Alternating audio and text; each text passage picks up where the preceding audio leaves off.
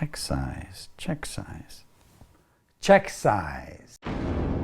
What do we mean when we talk about the check size?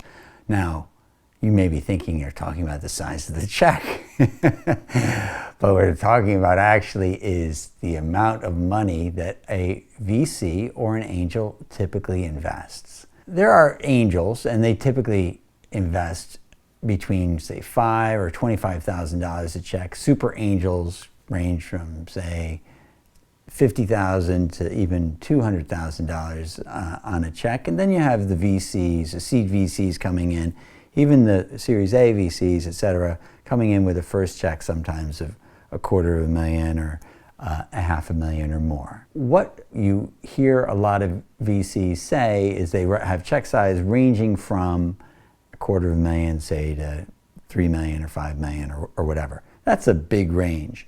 So what entrepreneurs are often curious about is when an investor is speaking to them, how much of a round they're going to really be able to take. The typical check size of an investor is a big influence on whether or not you should really be talking to that investor. If they're a later stage investor, their check size needs to be a certain percentage of their fund for it to matter to them. And so if you have an investor that's typical check size is $5 million and you are raising a $1.5 million round, you're kind of wasting your time.